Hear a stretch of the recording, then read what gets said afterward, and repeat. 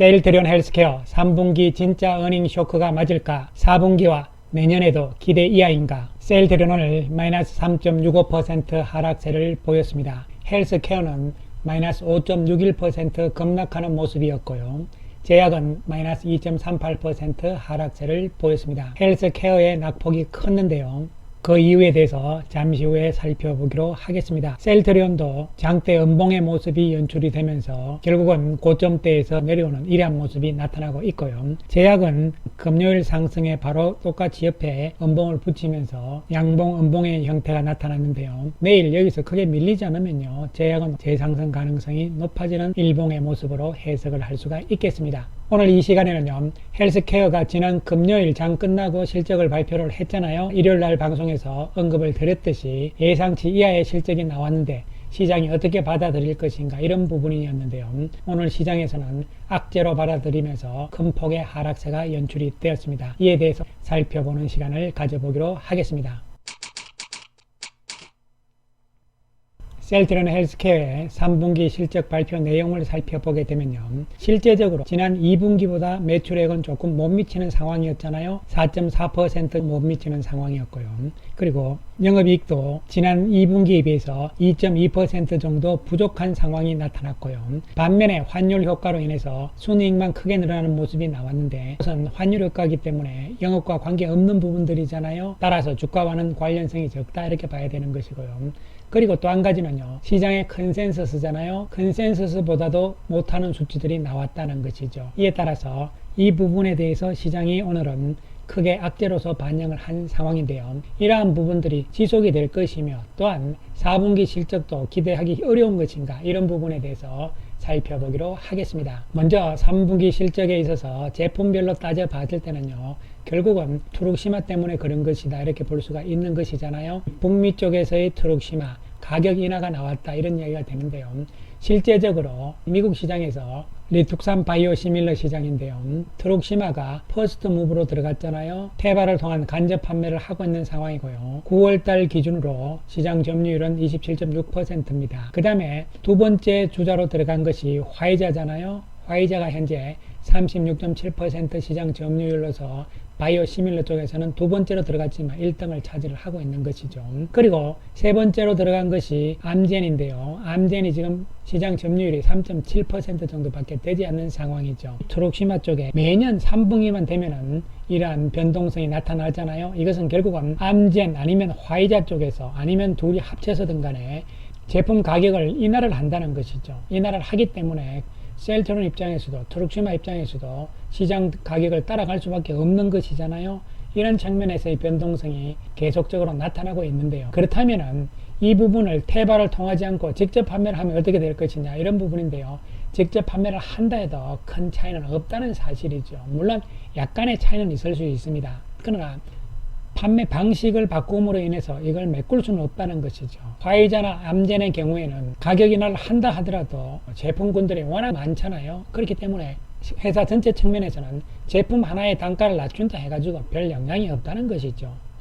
이런 측면이기 때문에 트룩시마가 포함된 리툭산 시장에서는 항상 이러한 부분들이 있다는 것을 인정을 하면서 봐야 된다. 그렇다면 세일트리온 입장에서는 이러한 트룩시마의 부분들을 다른 제품에서 메꿔주는 것이 중요하다는 측면을 생각을 하셔야 될 것으로 보입니다. 그리고 미국 시장에서의 테바를 통한 트룩시마와 흐주마의 판매는, 간접 판매는 당분간은 지속될 것으로 회사에서는 입장을 밝히고 있는 상황입니다. 분기별 실적을 냉정하게 우리가 살펴볼 필요성이 있는 것인데요. 작년 3분기에도 셀스케어의 매출액이 2분기에 비해서 줄어들었잖아요. 그리고 요 밑에 있는 영업이익을 보시면요, 영업이익이 크게 줄어드는 상황이 나왔어요. 트룩시마 하나 때문에 이때도 그런 것이거든요. 그런데 이번 3분기에는 2분기에 비해서 매출액은 약간 줄었습니다. 영업이익 측면을 봤을 때는 작년 3분기처럼 이렇게 크게 줄어드는 상황이 아니고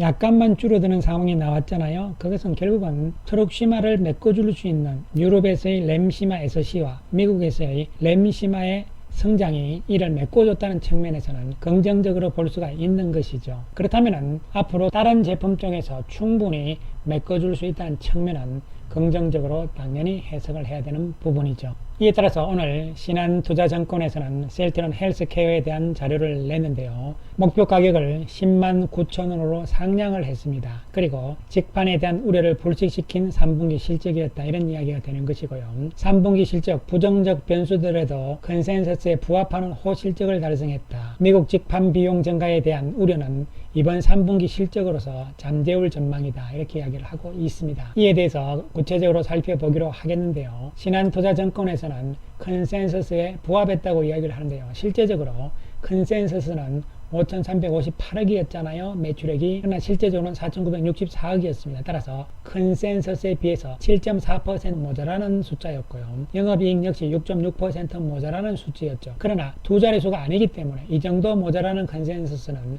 별 의미가 없다, 이런 측면이기 때문에 컨센서스와 부합했다고 신한투자증권에서는 표현을 하는 것으로 이해를 하시면 될 것으로 보입니다. 좀 더 살펴보게 되면요, 이번 3분기 실적에서 중요한 두 가지가 있다는 것인데요. 첫 번째는요, 일회성 비용들이 증가를 했다는 이슈가 되는 것이죠. 이것이 바로 도록시마의 가격 인하에 따라서 기존 파트너사, 즉 테바죠, 재고에 대한 가격 인하분을 선제적으로 반영을 했다는 것이죠. 이렇게 되면 매출액이 줄어들 수밖에 없는 것이죠. 그리고 또 한 가지가 있습니다. 일회성 비용이요. 유럽의 항암제 직판 전환에 따라서 유럽에서 기존 파트너사 역시 테바입니다. 테바사가 가지고 있던 유럽의 유통망을 받은 거죠. 그러면 그 비용을 줘야 되잖아요. 그 유통망 비용을 70억 정도 지급을 했다는 것이죠. 이 부분들이 있었음에도 불구하고 영업이익률은 14.6%로서 컨센서스에 부합을 했다, 이런 이야기가 되는 것이죠. 두 번째 변수는 뭐였냐면요, 바로 완제품에 대한 위탁 생산 이슈입니다. 이건 무슨 이야기냐면요, 램시마 이야기인데요. 램시마가 실제적으로는 유럽이나 미국 시장, 특히 미국 시장에 더 많이 팔릴 수가 있었는데 생각보다 많이 못 팔았다, 이런 이야기가 됩니다. 그 이유는 뭐냐면 램시마를 만드는, 생산하는 쪽은 먼저 원료 의약품을 생산을 해야 되겠죠. 이 원료 의약품을 바로 셀트리온이 인천 송도 공장에서 생산을 하고 있는 것이죠. 바로 DS입니다. 원료 의약품을 생산을 하는데, 또한 스위스의 론자 역시 원료 의약품을 생산을 합니다. 그런데 이 원료 의약품을 생산을 해서 이것을 헬스케어로 넘기죠. 그러면 헬스케어가 이걸 가지고 있다가 판매를 하기 위해서는 이것을 완제품으로 다시 바꿔야 되잖아요. 그래서 완제품으로 바꾸는 위탁 생산, 이 회사들 쪽으로 가는데 그 회사들 쪽에 생산 여력이 부족해서 목표했던 것보다 낮은 규모의 판매만 이루어진 것으로 파악이 된다는 이야기죠. 램시마의 매출이 좀 더 좋을 수 있었지만, 이름으로 인해서 램시마의 매출이 3분기 매출이 더 좋을 수 있었지만 그렇지 못했다는 이야기잖아요. 그렇다면 이 부분에 밀린 부분들이 4분기와 내년으로 넘어간다는 것이죠. 당장 4분기로 넘어갈 가능성이 높다는 것이죠. 따라서 추가적인 새로운 완제품 위탁 생산 파트너를 확보를 해야 되겠죠. 그리고 기존의 파트너한테도 물량을 우리 걸 먼저 해달라, 이런 식으로 해서 조절을 하겠다는 이야기죠. 이렇게 해소를 해서 램시마의 매출 성장은 더욱더 4분기에는 확대될 것으로 전망을 하고 있는 것이죠. 따라서 결론적으로 두 가지 부분이었잖아요. 첫 번째는 도록시마의 가격 인하입니다. 이것은 피할 수 없는 부분이기 때문에 다른 제품으로 메꿔줘야 된다, 이러한 측면에서 작년에 비해서 이번 3분기에는 영업이익의 감소가 그렇게 크지 않았다는 측면이죠. 다른 제품에 메꿔줬다는 이야기잖아요. 그리고 램시마의 매출이 더 나올 수 있었지만 못 나왔다는 이야기가 되는데, 이 부분이 밀린 것이 4분기로 넘어가면서 4분기에 램시마의 매출은 더 늘어날 것이다, 이것이 결론이 될 수가 있는 것이죠. 그리고 직접 판매와 관련된 비용 문제잖아요. 이제 4분기 2023년 실적에 대한 우려를 불식시킬 수 있었다. 왜? 이번 3분기 실적이, 이런 이야기가 되는 것이죠. 이에 따라서. 그리고 2023년에 베거젤마를 시작으로 미국 직접 판매가 시작이 되잖아요. 직접 판매에 따른 비용 증가, 이에 따라서 일성이 좀 안 좋아질 것이다. 이것 때문에 최근 주가가 좀 못 올라갔잖아요. 그러나 향후 직판 비용 증가를 감안하더라도 내년 7월 이전까지는요, 실적에 대한 우려가 불필요함이 확인됐다, 이렇게 신한투자증권에서는 이야기를 하고 있는 것이죠. 좀 더 구체적으로 보면요, 2023년 직판 전환에 따라서 판관비죠, 판매 관리비를 약 950억 정도 증가할 것으로 가정을 한 것이죠. 그리고 북미 쪽의 트럭시마 가격은 여전히 경쟁이 심하기 때문에 단가 인하가 지속될 것으로 가정을 했고, 이러한 두 가지 가정을 한 상태에서 2023년 상반기 영업이익률은 16%, 그리고 2023년 연간 영업이익률은 17.9% 정도로 개선이 나온다. 이러한 신한투자증권의 이야기가 되는 것이고요. 특히 램시마와 램시마 SC의 매출 성장이 지속이 되고 또 트룩시마도 가격을 인하를 했잖아요. 그러면 단가를 낮춰야 되잖아요. 그러기 위해서는 TI가 뭐냐면요, 생산성을 높인다는 이야기입니다. 수율을 높인다는 이야기이기 때문에요. 수율 개선을 통해서 결국은 수익성을 내겠다 이런 이야기가 되는 것이죠. 이 부분이 2023년에는 나타날 것이다 이런 전망이고, 그주마 역시 생산성 향상, 수율 개선의 효과가 내년부터 나타날 것으로 보고 있고요. 내년 하반기에는 유플라이마 직판이잖아요. 이에 따라서 내년 영업이익률은 연간으로 17.9% 정도가 합리적일 것이다 이렇게 보고 있는 것이죠. 그렇다면 이걸 구체적으로 좀 수치로 우리가 살펴보기로 하겠습니다. 4분기 그리고 이 4분기를 포함해서 올해 전체적으로는 2조를 약간 넘는 매출액을 신한금융투자에서는 추정을 하고 있는 것이고요. 근데 2023년에 2조 6천억이니까 이게 큰 성장이잖아요. 30% 넘게 일어나는 것이다. 그래서 본 게임은 헬스케어라는 시장에서는 2023년 내년이다 이렇게 보고 있는 상황이죠. 그리고 영업이익 측면에서도 올해 2790억을 예상을 하고 있잖아요. 이것은 작년에 비해서 39% 정도 늘어난 것이고요. 그리고 2023년에는 4762억으로서 약 70% 정도 영업이익의 개선이 나오는 것이죠. 이렇게 되므로 영업이익률이 17.9%까지 올라가는 것이죠. 즉 중요한 것은 뭐냐면요, 매출액의 증가도 중요하지만 헬스케어의 입장에서는 셀트리온하고는 좀 다르잖아요. 그렇기 때문에 마진이 얼만큼 남느냐, 영업이익이 얼만큼 남느냐가 중요한 변수가 될 수 있다. 이것이 주가 움직임의 핵심으로 영업이익을 헬스케어는 보셔야 될 것으로 생각이 됩니다. 따라서 4분기 내년 여전히 헬스케어의 실적은 우리가 기대할 수 있다는 결론을 내릴 수가 있는 것이죠. 이를 그림으로 살펴보게 되면요, 2020년, 21년에 매출액과 영업이익의 움직임을 이렇게 보시면 조금 들쭉날쭉하는 상황이었잖아요. 그런데 올해를 기준으로 해서 내년 그리고 2024년까지는 매출액의 증가 각도가 상당히 높아지고 있잖아요. 그리고 영업이익도 꾸준한 증가세가 예상이 된다는 측면이 그림으로 우리가 볼 수가 있는 것이죠. 셀트리온 오늘 외국인들의 매도가 많았습니다. 274억의 매도가 나오면서 장대 음봉의 모습이 연출이 되는 상황이죠. 거래량도 많이 증가하는 모습이고요. 외국계 창구를 포함해서 외국인 전체적으로 14만 6천 주 매도고 기관들도 6만 3천 주 가까이 매도하는 모습이 나옵니다. 따라서 이 박스권에서의 움직임이 하루 이틀 더 나올 수도 있겠지만 추세적으로 꺾인 것은 아니라는 측면이고요.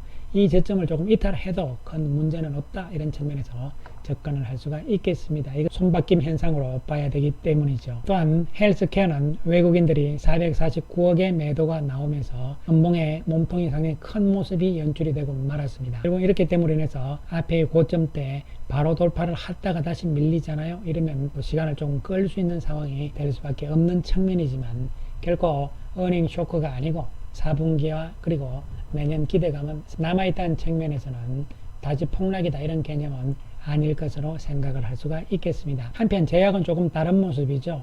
외국인들이 0.2억의 매수 위를 보였는데요.